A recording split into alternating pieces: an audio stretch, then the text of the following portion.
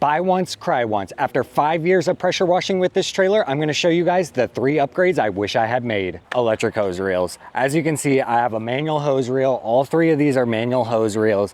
When you're working a full day, cranking those hoses over and over and over again, especially when this one might have water weight or is a 2-wire hose, and then you've got the garden hose, and then you have the bleach hose. You're talking 600 feet of hose at least that you're having to crank up on a regular basis. It might not seem like a big upgrade, it might not seem like a big deal, but after having this trailer for 5 years and having to manually crank these hoses, I'm at the point now where I'm realizing I should have just upgraded to the electric hose reels to start. It was a couple hundred more per hose reel, and I know money can be tight when you're just building out. That's the main reason I went with the manual, but looking back on it, I would have saved myself so much time and effort if I would have just gone ahead and pulled the trigger on upgrading to the electric hose reels. See how these hose reels are almost set in to the trailer? I wish I had contracted a welder to have a hose reel rack built, starting with where the back of the hose reel being here, and then the front of the hose reel almost being in line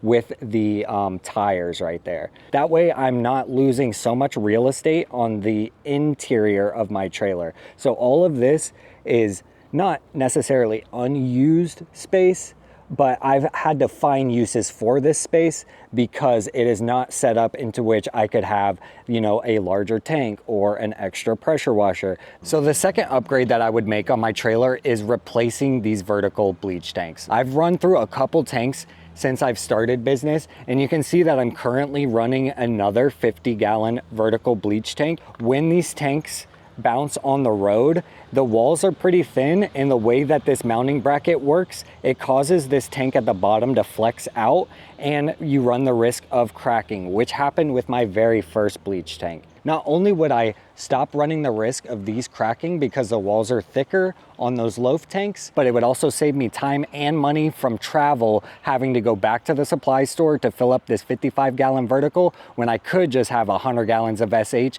in a Loaf tank similar to this one. Okay, so the last thing that I want to show you guys that I wish I had upgraded when I started is a dedicated ladder rack. With a dedicated ladder rack slash surface cleaner rack right here, I would eliminate the need for my surface cleaner to be in this location, eliminating the risk of damaging the plumbing that comes out of the buffer tank and runs to the pressure washer, and I wouldn't have all these little scuff marks that I'm starting to get from the surface cleaner resting right here. Another reason for that dedicated ladder rack would be to replace the location of this ladder that takes up the whole back portion of my trailer and does not allow me to upgrade to the 100-gallon Loaf tank that I would like for my bleach. And I don't know if you guys have seen in some of my videos, I might link it right here, but I do run a 32-foot ladder sometimes when I'm doing my 2-story roof washes. And currently I ratchet strap that along the length of this trailer, whereas if I had a dedicated ladder rack, I wouldn't have to worry so much about the security of the ladder when I'm going down the road, as well as the amount of time it takes to ratchet strap it securely to this portion of my trailer. Let me know down in the comments below what other upgrades you think my trailer could use.